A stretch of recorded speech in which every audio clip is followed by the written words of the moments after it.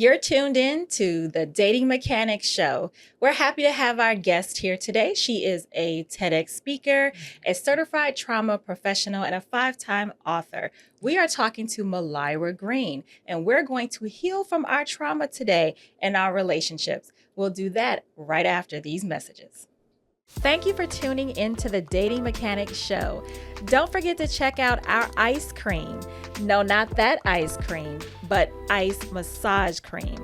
Our Silky Shea formula not only soothes and relaxes, but also keeps your skin deeply moisturized. It's perfect for those intimate massage sessions with your partner or simply as a luxurious self-care treat.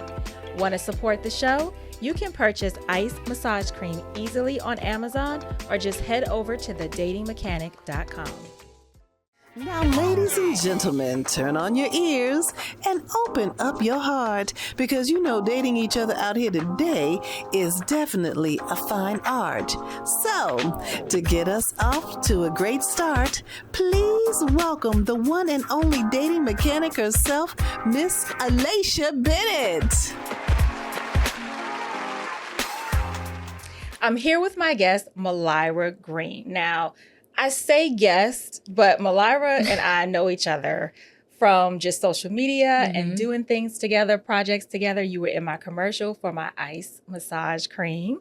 And so we've done a couple of things together and been in each other's spaces. And I definitely wanted to have you come on because, first of all, I respect your advice and your professionalism and how you connect to the audience.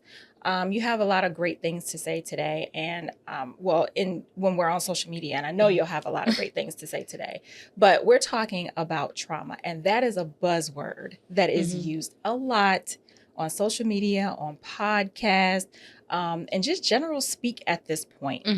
So I really wanted to touch on that today and really give people some really good points to talk about trauma and how to overcome it specifically in relationships. So welcome to the show. Thank you. I'm super excited to be here for sure. And even when we were talking about just the topic in general, when you and I met, actually today, I got it on Facebook. It's been 5 years today since we became friends. Wow. And and sometimes when you think of trauma, people don't necessarily look at it through the lens of relationship. It's looked at through the lens of me and how it impacts me. So I'm super excited to have this conversation with you today. Absolutely. I'm so glad you said that. I always say everything is relationships, whether you're having a relationship with yourself or a relationship with other people. But specifically, we want to talk about relationships with other people, romantic relationships at that, because a lot of times, like I said, we throw that word around, but we're not really understanding how that affects not only us, but our partners within the relationship and how to help them get through some of the trauma that they're dealing with. So first and foremost, let's get a baseline. Okay. What is trauma? So trauma is any event or situation that happens unexpectedly that cause something suddenly to happen that now stuck with you for the rest of your life. The reason why I explain it that way is because some people don't even want to talk about their traumas because we look at the big T's, like car accidents, PTSD, sexual abuse and assault, neglect. We want to throw those things in, but there's the small T's that really impact people, especially in relationships. And what those could be is, let's say the kid goes to school and the only thing they get to eat is what's at school. But today was their least favorite meal. And then they come home and they see their mom and their significant other eating, but they didn't get anything for the kid. That's a little small T. That's something that I am not going to forget. So when I'm talking to my now significant other and something similar happens, there's a trigger or an electric sensation that occurs that now I'm going back to that moment. So when it comes to trauma, 90% of all individuals experience some form of a traumatic event, something that they don't forget.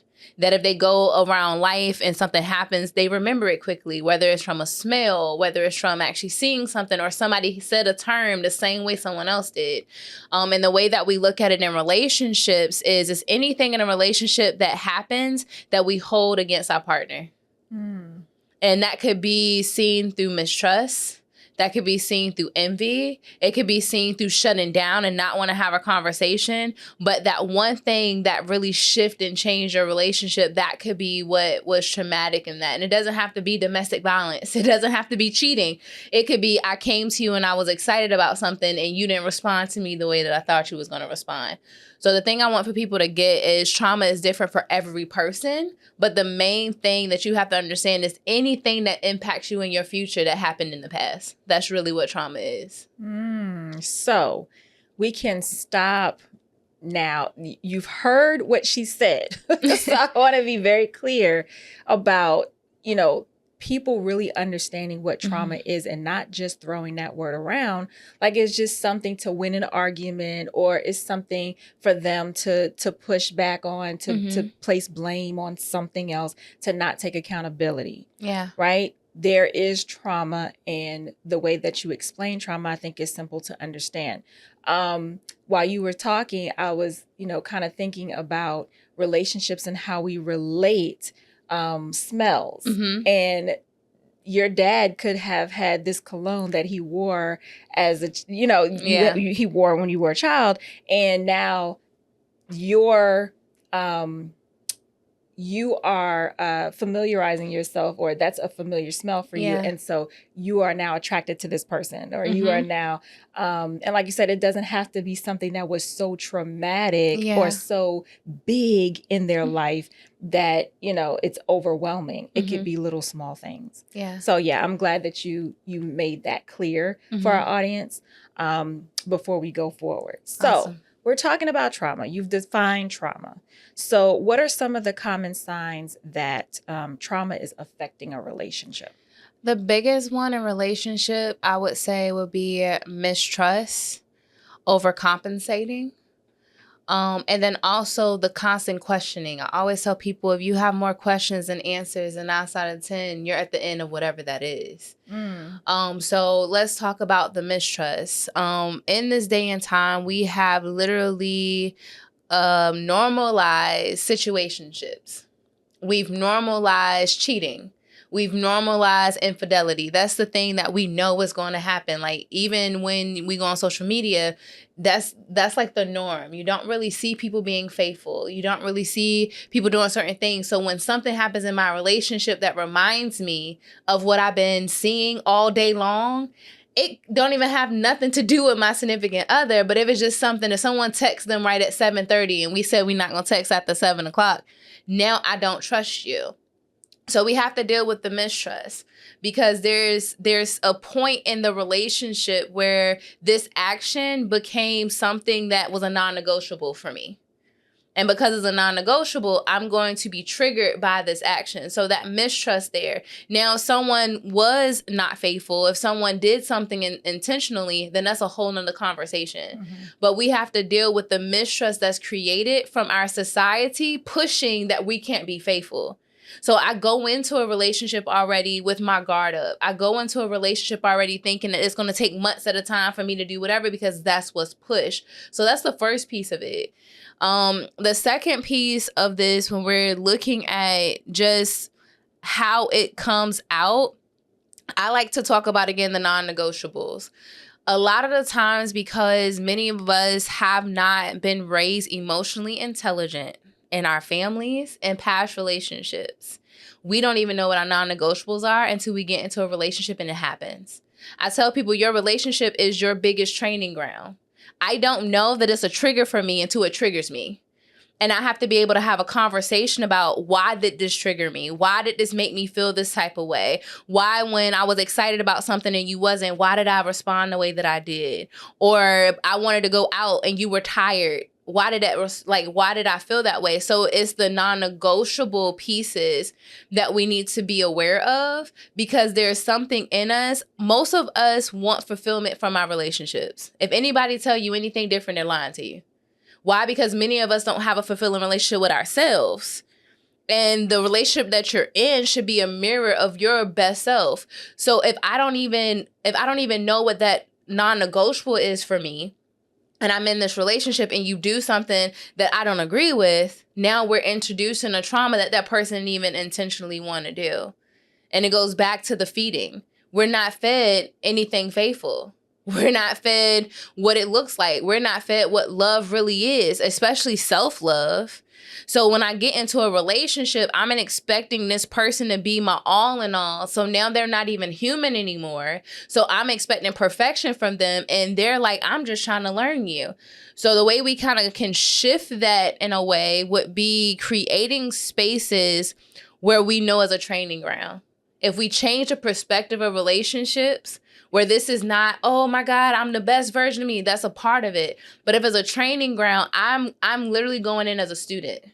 I want to learn what it looks like to not just love you, but to love me. Mm-hmm. Because when I love me real good, now I can love you real good. You said something, you know, and I look at this on social media all the time, and I ask people, is that you? Did that happen to you? Mm-hmm. Or are you getting that from what's happening on the podcast and the different stories that you're hearing and other people's trauma? And are you taking on someone else's trauma? And you are what you feed yourself. And I don't think that we take into account of that. A lot of our trauma sometimes is not even our own experiences, is what we've been fed. So even when we go on social media and we see like the late night conversations, I absolutely love that show. I want to go and see it. But then when you listen to some of the stuff that they talk about, it's like, if this is all I'm being fed, then how do I even know what a healthy relationship even looks like? And for me, I'm really big on telling people, like, at the end of the day, you have to create your relationship the way that you want it to look, but you have to make sure that you're feeding yourself something that's going to make it sustainable. And a lot of our podcasts and our relationships don't make it sustainable. Celebrities don't make it, sustainable. So when you're, going through life and you're trying to figure this thing called love out, imagine somebody who has had a bunch of different traumas, right? And the whole story they was told growing up is you are never going to be enough. You're never going to amount to anything. Then they get an adult and they're looking just for somebody to love them. And I tell people this all the time. If I only love myself 80% and someone comes in loving me 81%, but that 81% is the opposite of what I love myself, it might not even be the good parts of me. But because it's 81%, I feel like it's everything. So then I settle for that. And then we wonder why our relationships are broken down. Or another side of it, nobody wanted to talk about what it really took to stay in relationships, especially not in Black and brown communities. Yes. Many of us got external aunts and uncles, but we don't want to talk about that. But when people are getting divorced, the first thing we want to do is throw them under the bus. But it's like, they should have got a divorce back in the day, but they didn't because they had an agreement. Like, nobody talked about certain things. So that's a trauma in itself of, I never saw a healthy relationship. Yes. And then when we saw healthy relationships, it wasn't real because growing up, then it's like, oh, that's why they didn't look like us.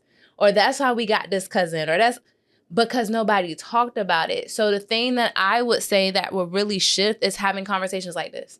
Yes. Us coming to the table and really realizing that a lot of us get this thing wrong. And I'm not the person to say I got it perfectly. Heck, I'm going through a divorce myself. But what I will say is I've learned that I had to sit back and see my own value and worth in order to accept somebody else seeing it too. And that's what's been helping me out a lot. And that's great. We're coming from, you just mentioned that you are going through a divorce. I'm divorced. And it's certain things that I realize in my now relationship that, wow, I really am triggered by this. And it's certain things that he will say and I have to not respond. And I have to sit within myself and say, why did that upset me? Or why did that make me feel some type of way? And it's not even that it may have upset me, but it kind of rubbed me the wrong way. Why do I feel different now? And then really, there's a lot of things that he doesn't know that is in my brain that I'm like, why did that make me feel that way? But that comes from emotional intelligence and being able to sit back and say, okay, something is happening within me. What is that? And let me figure out what that is before I go opening my mouth and spouting out things that may be hurtful and I can't come back from. And a lot of times on social media, I try to tell people that, and I can see that they're triggered by something that I've said because they are turning it around into their situation. Well, I didn't say that. You said that, right? But now you're turning it because you're going through a situation or you're triggered by that. Yeah. So now you're turning the whole post into something that it Yeah. isn't, right? So yeah, that was some really good things. Thank you for that. It's sometimes we are afraid to have conversations that we really need to have, and that's why this show is here. Yeah. A lot of people, they want the messy and they want the gossip and they want all of those things. But if we truly want to have healthy relationships, we have to start having the conversations that will allow us to be healthy. And being able to say, like you said, I'm a whole therapist. I have certifications in sex therapy. I have all of those things. But even in my current relationship, as you were saying, there's times where he's like, hey, where'd you go? And I'm like, I had to go upstairs and gather myself and think about, why did whatever just happened make me feel the way that it makes me feel? And if we start to have those level of adult conversations, I feel like we'll have more healthy relationships that will last for a test of time. But I just don't think that we do enough having those because, again, messy is in. Infidelity is in. Having multiple partners is in. Being in a situationship is in. All those things are in. But to be someone who wants to be a forever wife, that wants a forever partner, there are times I'm like, dang, where do I go look to have different certain, supports and things like that? But there's not a lot of people that is doing that. But it goes back down to our trauma. If you don't know who you are, if you don't know you're valuable, if you don't know that you're enough, then all this relationship talk is really for nothing because you have to have that relationship with you. And I think the me that I am now comes from me reflecting on the moments where I didn't feel like I had value enough. So I settled for those relationships that didn't serve my best purpose. It doesn't mean that they were bad relationships. It just didn't serve the higher purpose for me. But that goes back to me understanding how trauma can impact your relationship. Because in those moments, I was going from a trauma place. I wanted you to fill the voids that I have. Now in my relationship, I don't want you to fill any voids. I'm bringing you the best version of me. And now you get to be that person that brings out even more of that. You're not filling a void anymore because it isn't one. But a lot of people don't even get to that point because we're so afraid to admit something's not working. We're so afraid to walk away. We're so afraid to go for something that's healthier for the children, for the image, for all the other things. And that is a trauma in itself. Because for me, like I said, I would never badmouth my ex. We are good. We're in a good space. But I can admit my trauma made me stay in a place that I probably shouldn't have stayed in for a while. But I was so afraid of what everybody else was going to say because from the outside looking in, it looked like a perfect relationship. Oh, she's a therapist. She's a relationship specialist. She's this, she's that. But I was dying on the inside. So what I would really want for people to understand, like, if it ain't working, don't put yourself through that trauma, especially if you want to do it for the kids. It's worse to stay for the kids than anything else because by the time you really get annoyed, they be older and they be like, what happened? And that's another trigger as well. So I just think we just need to get into a space where we're honest about how we're really feeling. I think that's the biggest thing, being honest. Yeah. Because even in the situation of, we're just staying for the kids or we're just staying for this and that, a lot of times we don't focus on the issue and the problem when we let things fester. And then when it's when we're at the point of leaving and we're trying to fix it, it doesn't work because, all of this time has passed where we haven't done anything about it. And now we want to fix it and we want to fix it now and want a quick fix instead of doing that maintenance all along the way. But being honest all along the way. Yeah. And maybe that can put you in a place of being able to fix the issues. Yeah. Or like you said, if the issues cannot be fixed, why are we waiting 20 years knowing that this is the same issue that we've been dealing with for 20 years? Yeah. Let's go ahead and leave it now so that everybody can be happy and grow from here. Or even asking, I think a lot of divorce comes from the fact that when the problem comes, we're so afraid to offend the other person that we don't even want to really deal with it. A lot of the problems are fixable. But like you said, we wait until it's about to fall apart. We wait until now it's an infection and I need to cut it off. So for me, communication is everything. Like I remember been times where things wasn't going exactly the way that I wanted to go. And I set my, my significant other down. I'm like, hey, this is not going the way I wanted to go, and this is how I feel. And if it doesn't change, X, Y, Z, we need to have those tough conversations. That's the only way relationships are going to work. And we can't keep hiding behind scripture. We can't keep hiding behind podcasts. We can't keep hiding behind what grandma and all them used to do. Because again, our kids are only going to be as good as we are.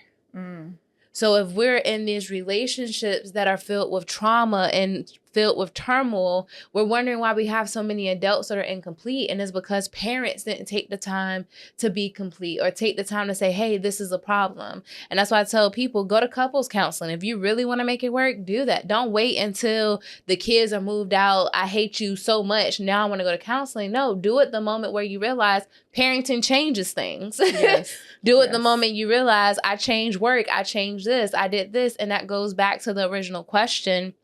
How does trauma manifest in relationships? It manifests in those pieces. The person that I said I do to, there's very rarely a few people, probably 10%, and I'm going to do the research, but 10% of people who say I do probably don't really mean it. The other 90% at that day mean I do. So what happens? That's the real question. It's the when I went up and I walked to you and I had tears and we had our family and we're excited and we honeymoon and I told you I do. What happened between I do and I don't? I always ask the question because, and this has been bothering me for like years. And every once in a while I ask the question, when the groom sees his bride for the first time, why does he cry? When the bride sees that groom, why does she cry? I understand that it's in front of you, all your family, and you're doing these things and you're all dressed up, but is it just the excitement of the day? What is going on in your spirit, in your mind, that is causing you to be so overwhelmed with emotion that when you walk down the aisle, tears are streaming from your eyes? I don't think we really think about why that is. What is it that we're doing? We're emotion driven and we're not really thinking about what does this all mean? And that goes back to like even in this space and journey, like I said, I want to be somebody's forever wife. That's what I desire, right? But I'm also learning that many people don't enjoy the journey of getting to the aisle. Oh, a lot of people don't enjoy the journey of life. Correct. So if I know I'm going to marry you for whatever reason, people get married for various reasons. Some is because of love. Some is because we got kids together. Some is because we got a deadline and we want to make sure that we got it right. It's a plethora of different reasons. But I think it goes back down to showing people how to enjoy the journey of authentically just loving a person. I don't think we know how to do that. We know how to check off boxes. After the third date, you get some cookie.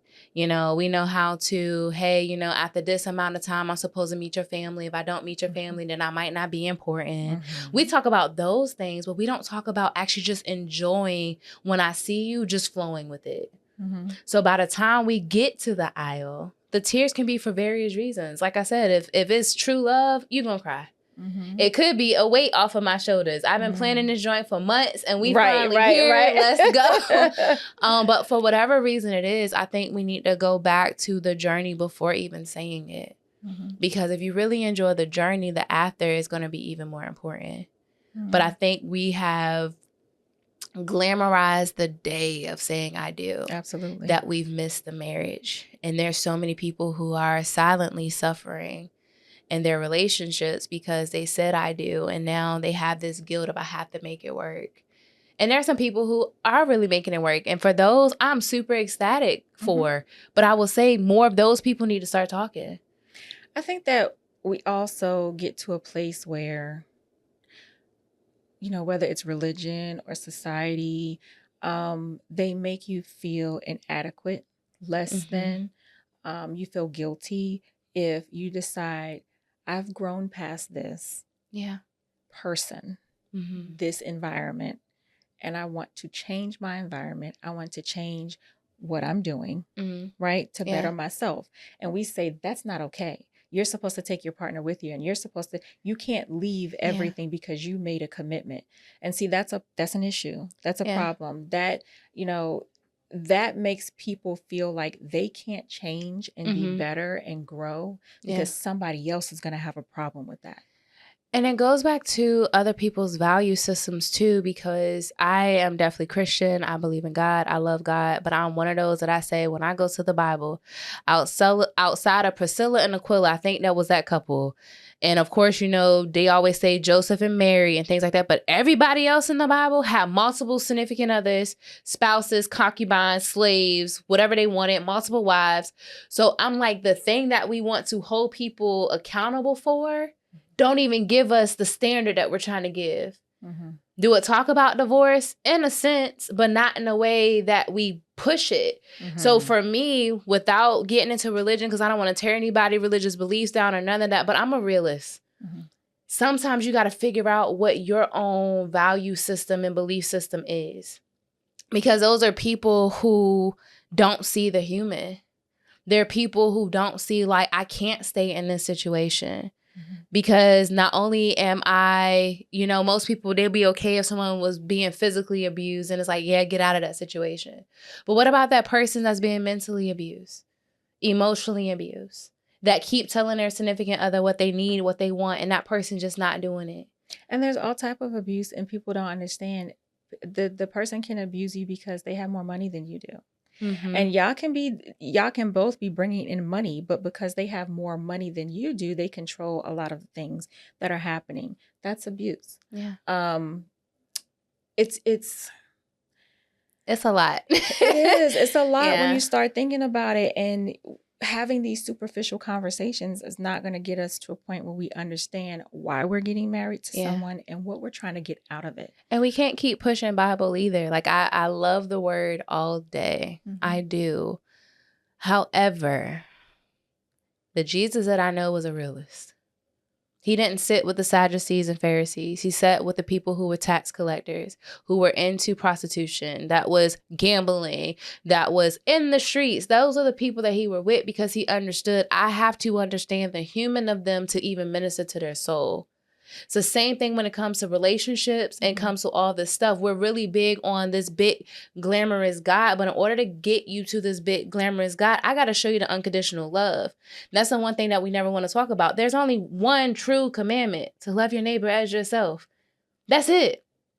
I think a lot of times we, like I said, we make up things. Mm-hmm. We make up stories to fit the narrative of what we want the book to say.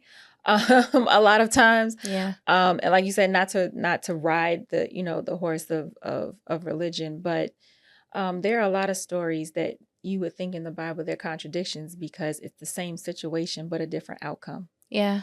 So you have to meet people where they are. And I think we forget that. And I know we know that as, coaching and therapy and, professionals, that you have to meet people where they are for their situation and help them work through that. Especially in relationships. Like, when we're really talking about this thing, I'm thinking of, people are suffering. Mm-hmm. They truly are. Mm-hmm. And it saddens me because, for me, I was thinking for 10 years I was happily married and I wasn't. And it's because all the boxes that needed to be checked was checked, but it was other things that was going on that I shouldn't have been okay with, that I shouldn't have been, accustomed to and things like that. But because nobody was having these level of conversations, you stay. You stick in there. You smile, you bear it, you make excuses for it, you do all these things. But if we pivot and let's talk more healthy, right? One thing that I tell anybody in relationships is communication is the thing that's either going to make or break it. And I know we say it all the time, communication is the key, but genuinely, if you have two people, each person's going to have a different idea and a different thought. Mm-hmm. If you're in a relationship and the only thing you want is for both of y'all to always think the same thing, I don't know what type of relationship you got. But it comes to the piece of that communication. Let me communicate with you what my true, authentic thoughts are. Mm-hmm. When I bring up a topic, let me tell you the raw thought for real, and then we can come together and make a balance. Mm-hmm. And I don't think we're taught that very often. There's this thing called community reinforcement approach. They use it for substance abuse, but there's 3 forms. You have the understanding statement. So when my spouse or someone's talking to me, I'm not listening to react anymore, but I'm listening to really hear you so I can give you back what you said. So for example, let's say it's been a long day. It was my significant other's time to do the dishes, but he didn't get off until late and I'm home, I'm in the bed, tired, whatever. Then I come downstairs and he's explaining to me, hey, I didn't do the dishes. I was really tired. Instead of me saying, but it was your night, I'm going to say, okay, I get it. You didn't do the dishes because you were tired. I'm going to tell you I understand. The second piece of it is taking partial responsibility. Because I knew you were coming home late, then I could have did the dishes tonight and then you probably would have taken it tomorrow.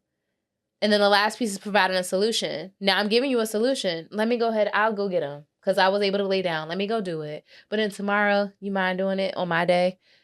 That is a different way of communicating. Absolutely. And then being so reactive. And I think in a lot of relationships, we're taught to be reactive to a situation than to proactive. And I think that's why people are creating a lot of these questions and all those things. But if you're not really using it for a benefit, it's not really going to help you. And I think that is where we need to start, is teaching people those communications so that we have less trauma. And to be kind. Why is it that we are not kind to our partner? If your partner worked late and you know that they're working late, why would you still require them to keep their word in that way? Want me to tell you why? Oh, absolutely. Because it just hit me. Growing up, children do what their parents tell them to do. There's no in between. If this is your chore, this is your chore. I don't care if you had a rough day at school. If dishes is what you're supposed to be doing, you better do these dishes. Saturday morning, I don't care if you got a game. I don't care if you got whatever. But we going to wake up Saturday morning and you're going to vacuum. You're going to clean. When can a kid tell you, I don't feel like it? That kid becomes an adult that goes into relationships. But if in your entire day, you've been told this is all the stuff that you need to execute and do. I tell parents all the time, like, we need to stop looking at our children as our mates. Stop looking at our children as the people that should say yes and no, because we're creating adults that's that way. So if I get in a relationship and my entire life, my parents told me if I don't do any of these things, I'm going to get my butt whipped, I'm going to get something taken away from me, then my significant other better do these things too, because this is what I'm coming into the relationship with. It goes back to those unexpressed expectations.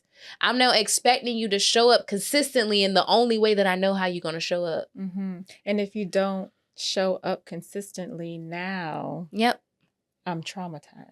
Right? Now it comes back to the trauma of, because you didn't do it this way that I'm used to, that my expectations are, then. So something happened to me recently. And it goes in with the trauma because you explained it so simply and eloquently. I was walking every day. I was walking over the Jordan Bridge. Was it 3 times a week? But I was going on my walking journey so that I can lose all of this weight that I have gained, this pandemic weight, right? And a young lady committed suicide on the bridge. On the Jordan Bridge. Yeah, I knew her. Yes, I know. And I stopped walking because of that. I bring that up to say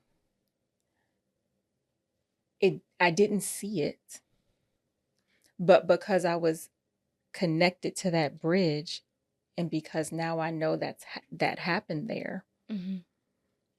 Now it's like, it was traumatic for me. So imagine if every day we watch the news, we go on social media, which I'm not a person that bash social media because I enjoy it. I love being social. But if we are always being fed this stuff, the most intimate place that you can ever be in is in a relationship. Even outside of being a mother. That intimate relationship where you got your person, but if everything I'm being fed is negativity and trash, how else am I going to view this relationship? And we don't think about it in that way. We just casually go about our day and, oh, I love, TMZ, and I love Shade Room, and I love looking at this and looking at that. Nothing's going to happen. But if they're always pushing the same agenda. Yes. Then and people don't think it's an agenda, and people don't think that they're affected by it. Oh, I know what reality is, or I know what this and that is, but they don't understand that their subconscious is holding that information. I'll give you an example. Even if you go to a commercial, I probably on one hand and not even two fingers can count a commercial that actually have a full Black family. Every single family is mixed unless they're fully Caucasian. I don't have any racial anything. But that's an agenda right there. If every time I turn on the TV, I can never have anybody that looks like me. I remember watching Blackish, and I love that show. And I was super excited about it because it painted the Black family in such a positive light. But I think it was one of their last seasons. And I remember I got to a point where I was weeping, where the mother and father was about to get a divorce. And in my mind, I said, why did y'all have to mess up a perfect show? Why do we even have to introduce this where you have a Black doctor and you have a Black marketing person and they're loving their children? Like, it was the perfect, like, oh, okay, I can finally see myself positively. And then it was that season. And it was after that, I was like, I'm not watching this no more. Because I was finally excited to have an image of me that was painted in a positive light. How many of that do we really have? I remember, we had the Cosbys. We had My Wife and Kids. That's one of my favorite ones. Yes. What is the Family Matters? We had what's the Will and Fresh Prince. So we had some programs, but it's not enough in the grand scheme of things because what you're seeing 90% of, and then what you're seeing 10% of. Yeah. It's all trauma. We are, and because I am a trauma professional, I never want to just say everybody's just traumatized. Like, no. But when you're fed junk all the time, how do I expect to be healthy? So in this, walking journey, so I stopped walking, right? And I miss it, and I missed it so much. And I was like, why? I had to actually sit with myself because I was posting every day. I was, walking. Everybody was like, yeah, go do it, girl. You got it. It was a whole thing, right? I really had to sit with myself and say, why? What's happening to me? And I had to actually, this is why. Because this thing happened, and I don't even want to go near that bridge anymore. And it was just a just tumble from there. So now I want to talk about how to get through trauma, or how to, combat that. Because now my solution is I bought a walking treadmill. Okay. I did that for myself so that I can continue on my journey and not be, I don't have to be stuck. Yeah. So how do we now in these relationships, we know we have this trauma, we come about this trauma. How can we help our partners with this? Well, the one thing is acknowledgement. Acknowledgement and acceptance is two different things. Acknowledgement helps me realize that there is something in my life that needs to change, and change is inevitable. So we're all changing. And then acceptance is I'm accepting this thing and I'm not going to do nothing about it. I think we've adapted acceptance instead of acknowledgement. So if we start acknowledging a little bit more that when this happened, it hurt me, because I was expecting it to look this way, but it looked that way. And now I'm not going to attack you. I always tell people, talk to people based off of the intentions that they have. If I'm with my significant other, I know that his intention is to love me every day of his life. So why would I respond to you like you're a stranger on the street? So I'm going to take a step back and acknowledge, okay, yeah, that kind of hurt my feelings. Yeah, I didn't like that. But let me kind of go back within myself to figure out again, why did I have what I call electric sensations? Why did that do in my body the way that it did? So if we give ourselves more moments to be before responding, I think that will help so much in relationships. Secondly, we all need a therapist. Listen, not just because I'm a therapist, yes, I'm biased, but the way I like to explain therapy is you have a person that's a professional trash person. What do? You bring your entire trash can to them. They take out one piece at a time. They have a pile for your recyclables and they have a pile for your trash. The things that your trash we're going to throw away, we can't do nothing about it. But your recyclables is who make you who you are. And if I have somebody in a space that is non-biased that can help me differentiate between what I need to keep and what I need to delete, now I'm going to have a healthy relationship with myself. So when I'm in a relationship with my partner, I'm now not bleeding on them. I love to use the analogy. There's a lot of us, especially Black women, who are Captain Save-A-Ho. Right? But that red cape is red because the blood of all the wounds I didn't take time to actually heal. So in order to really be good in my relationship, I need to take the time to heal. It don't mean that I need to be 100% there for me to be in a relationship, because for most of us, our relationships actually heal us. Correct. But it's the opposite that we're taught. We're taught you need to have it all together. You need to have all your bills paid and you need to have all this done. Then you can love. No. A lot of the times your partner is going to bring out the best version of you, but you at least need to start it. So for those relationships where you really want it to work, you got to start on you first. And there won't be an us if you don't do you. Because it has to be two wholes to come together to make this thing actually work. If I'm a half and you a half, I'm going to continue to make you feel things that you can't. And you're going to expect me to feel things that I can't. But if I come as a whole, I'm pouring out from my overflow. And we don't think about it in that way. So if we acknowledge that things have happened in our relationship or just in life in general. It could be your relationship with your parent that makes you the way that you are. It could be a relationship with your child's mom or dad that makes you who you are. Or it could have been that best friend that you fell out with. We don't know why people are the way they are in relationships. But once I acknowledge that this is a toxic trait of mine and I'm real with myself and I'm tired of facing the same thing over and over again, I'm going to go and deal with it. So then once I deal with it on my own and I figure out, okay, why does that make me feel the way it makes me feel? Now I can talk to my partner because we both should be going on this journey already separately. So when I come to you, you're no longer offended. Most of the time in a relationship, we're so offended because in this space, you're supposed to be everything to me.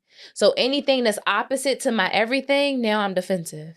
Now I'm ready to walk. I'm ready to leave. You don't love me. And you never cared for me. And I'm done. I knew you was like everybody else. But the reality of it is I got to take the time out to figure out, why do I respond in my physical? Because sometimes it's not even our emotions that make us walk away. It's how I feel in my physical. If I don't feel safe with you, then I can't feel safe in this relationship. But it starts with me building my own safety. And that's the piece that we miss. I have to go, like, that's why now I can confidently say in my new relationship, I came in whole because I took time to be like, okay, Mylira, okay, that last relationship, you can either blame everything on what that person did, or you can sit back and really be like, okay, this is the hand I had in it, and I don't want to deal with this again. So let me really deal with it. Let me really deal with the trauma that I had. Let me really deal with my story. Not the Mylira that everybody get to see that's perfect, but no, like the real Mylira, the one that when everything is done, let me deal with her. And when I was ready, that's when I got my new relationship. So I think that's the piece that we miss is the self-work. And then once you get there, you got to put the work into the relationship. And it's not, relationships should not be hard. It shouldn't. It should be fun. They could be challenging. It can be challenge. You want a challenge. You want an iron sharpen iron. You want the thing that's going to make me second think about something so I don't make that same decision. But when I'm talking about we make it where it's so hard, I gotta work real hard to trust you. I gotta work real hard to be faithful. I gotta work no. I get to choose every day how I want to show up for you. That's exciting. Yes. But we take the excitement out because, again, it goes back to what we feed ourselves. So going back to all of this, and I know this was a long answer, but genuinely work on you. Figure out you. So then when you do get in that relationship, you get to see that person as a human being that they are. and not the expectations that you never got filled from other people, because it's not their responsibility to fill those. But I don't know that if I don't deal with my stuff first. Well, and it's something that I say all the time, what you just said, is that having those expectations and wanting someone to be your everything. Yeah. Someone can't be your everything. They can't fix you. They can't be your fixer. You can't go in a relationship because you want someone else to complete you. Those types of things don't help a relationship thrive and flourish. I just got an aha for those who, are adults and like alcoholic beverages, right? The alcoholic beverage by itself is dope, but add a rocker to it. And it takes it to another level. That's what your relationship should be. It shouldn't be the mixed drink. It shouldn't be I'm throwing all these things in here for me to... No, it should be I'm already lit, but put that rocker in there. I'm good. But we're not taught that. Your relationship should be an enhancement, not a completion. If your relationship is completing you, when it ends, you end. Which is why people stay in relationships as long as they do, because I'm afraid to lose me, because this is all I know. But if this is an enhancement, if this is a rocker, if this is the thing that is going to just take me over to the top, then I'm going to commit a little bit more to it, because now it's just making me better. It's not completing me. So now I'm not in scarcity mode. When I'm in scarcity mode, I make dumb decisions. When I'm in whole mode and I'm complete, I will take calculated risk that's intentional to make me better. It's a different mindset. So I think if we look at relationships more as an enhancer instead of a completion, then those tears will mean something when we say I do. And you bring it full circle. The one thing, there's a line in a movie, and I absolutely despise this line in this movie for all time. Okay? This is an all-time despise. He said, "You complete me." Do you know what movie that's from? Not off the top of my head. I'm pretty sure I know it when you say it. Show Me the Money. Y'all know this movie. Tom Cruise. Oh my God. I know you know this movie. Everybody knows this movie. Look, we'll put it in the comments because we know that everybody knows this movie. But it was Renee Zellweger, and he said, "You complete me." And I thought that was the worst line that anybody could ever say when they're trying to propose to someone and keep them and all that. And all I could think of was, okay, and then what happens when this relationship doesn't work out? I think or that's somebody the thing. wants to leave. So that is the thing. As you were talking, as humans, we're weird. Because I don't think we go into anything thinking it's never going to work. No matter how much fear we have, no matter how afraid we are, no matter how much unknown, when you finally gain a little bit of courage to take a step, you don't think that step's going to lead you to fall. No matter how bad of a person you are, even domestic violence victimizers, they don't typically just go into the relationship, for some of them that I've talked to, and just be like, oh, I'm just going to abuse her. A lot of the times is I got something from her. The feelings that they have probably feels real to them, and then it leads to other things. I never take a step thinking it's going to fall apart. So when we acknowledge that, then we will see why some people aren't intentional with the step they take. Because if I've never had to be forced to really sit with myself to be like, is this even worth it? That's why we do situationships so well now. Because at least if I take a step and it don't work, I already knew it wasn't going to work in the first place. However, to take a step and really be in a relationship, especially in this day and age, we're not thinking it's going to fail. But when it do, where do you go and talk about it? Where do you go and actually be about it? If I go to my family and we work it out, what's the first thing they'll say? Oh, I knew he was a no good nothing. Now you got everybody beef. So like, where do you go? when the I don't know that step you don't wasn't do good. that.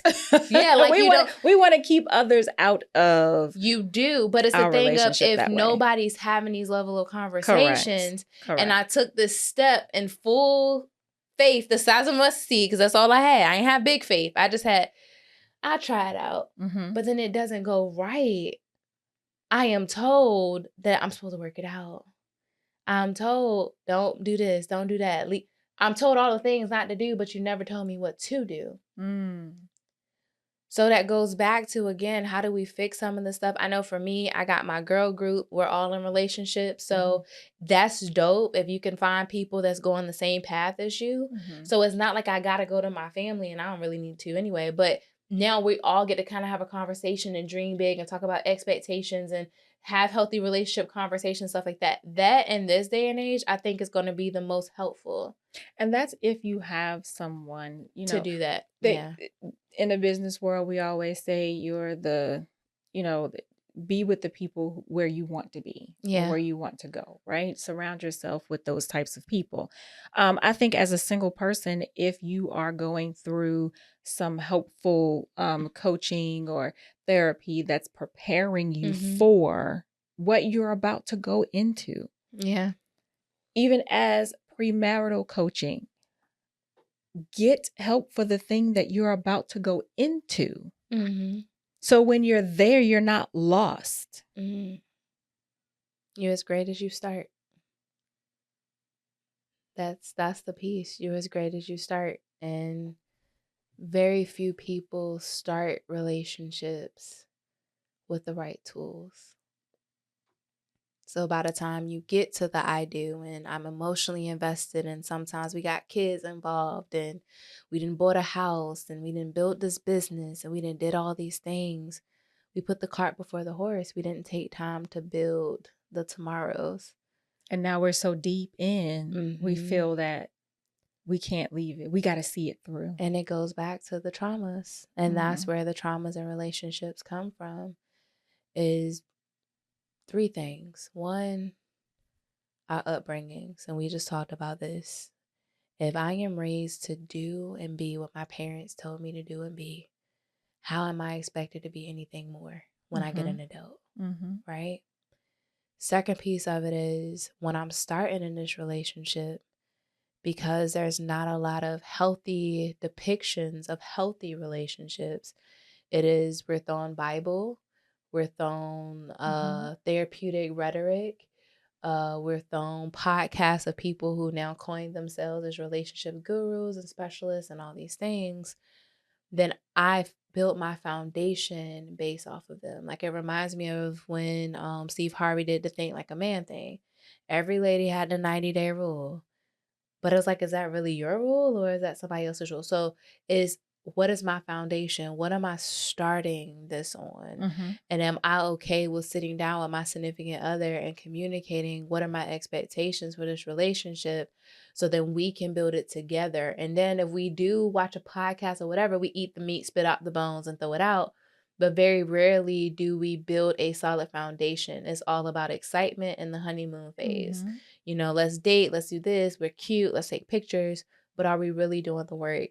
And then the third piece of it also is, when it has run its course, do you talk about it the moment you realize it ran its course? Or do you let it run its course and then you talk about it when you're comfortable enough to do it? Because if we had the conversation the first time I felt we would save more marriages than when I kept saying, oh no, I'm gonna wait till my kids turn 18. Oh no, I'm gonna wait till my business do this. Oh no, I'm gonna wait till I got enough money to be on my own. I'm gonna wait. And then by the time you wait, that's when it gets real ugly, because a lot of times in a divorce is typically one person that want it and one person that don't. Right. Very rarely both people on the same field. So those are the 3 things that I would really say. Okay. Is 1, just really acknowledging our upbringings so that we know what to change. 2, what is your foundation when you first start a relationship? And 3, when you start to feel things change, are you going to talk about it the moment that it changes to really save it? Or are you going to wait for the sake of, I don't want to hurt their feelings, and end up really hurting their feelings in the long run? Well, this has been an enlightening show. I think more on the sense of just getting down to the realness of what we're seeing and experiencing. Um, I don't think that people, like I said, people want the messy and they want the juicy and, they wanted to come up here and hear all type of juicy things about your life and how, all those things. But do we really want healthy? I think a lot of people say they want healthy. Mm-hmm. And I think it goes back to what you were saying. They don't know what it looks like. Mm-mm. What does healthy look like? Well, we're showing you what healthy looks like. We're telling you what healthy looks like. And if healthy doesn't look like this for you, Yeah. having a circle of friends that, Mm-hmm. are going in the same direction, doing your premarital counseling and coaching, stopping and taking the time to acknowledge and be able to Mm-hmm. recognize, hey, something's going on here. Being able to speak up and not feel embarrassed or ashamed because religion or your mama or somebody told you that this is not what we do, just having the wherewithal to say, no, I'm going to do something different. Yeah. And I would say for anybody who may have watched this, and especially when we talk about religion, it can rub people the wrong way. I'll just say eat the meat, spit out the bones, because there are so many people who are suffering, and I'd rather speak for those people than the people who are, excuse this term, but are Bible pushers and thumpers, and this is how it's supposed to be. But that's not saving people. Do I have it all together? Absolutely not. But I do believe that my name is in the book of life. I do believe that I live a life of unconditional love and all those things. And why do I feel like I need to say that? Because there's somebody who's watching this that watched the whole thing, that their main thing is, she just talked about religion. This was the worst show ever. And I can feel it. And I would just say to that person, like, sit back and ask yourself, what is going to get you to a place of having an attitude of joy? When we think about having an attitude of joy, that's when you have healthy relationships. Because now I'm looking from the lens of, what did this person do today? Not even just romantic, even with my kids. It's like, what did they do today to just put a smile on my face? No matter how frustrated I am, no matter how much of a human experience I'm having, I am choosing to have an attitude of joy. And for me to feel that attitude, I need to find something that they did. Even if it's something as small as my son skipped in the hallway and it made me laugh. But I'm going to find something that make that happen. So that's why I would just tell that person, because I can feel it, is just eat the meat, spit out the bones. And we got to do better of creating more examples of positive relationships. Yes. We have to do better of, we love the juicy, we love the messy, we love all of that. But we also need to love these level of conversations, because relationships is really what makes the world go around, and we got to do better with them. Absolutely does. I could not agree with you more. I enjoyed our conversation. I always am happy to get together with you. You are such a light. You're a whole vibe. Oh, thank you. And I like, come back. Okay. Come back and we can dig a little bit more into these healthy relationships, how to recognize them, how to be in them for success. I wish you all the success. You're doing all of the things. Thank you. And I appreciate you for putting yourself out there so that people can see the real you and they can see the realness that is life and this journey that we're on. It's not supposed to be perfect. But it is supposed to be beautiful. Absolutely. And we choose to either make it beautiful or make it a mess. This has been a great show. I thank you all for tuning in. Make sure that you subscribe to the YouTube channel. Make sure that you hit that podcast button that allows you to get the ding so that you can listen and you can watch. Every Wednesday, this show comes out. And I think that it'll benefit you. Let us know in the comments if there was something that you heard that you liked, that you'll start adopting. And we'll see you next time on the Dating Mechanic Show.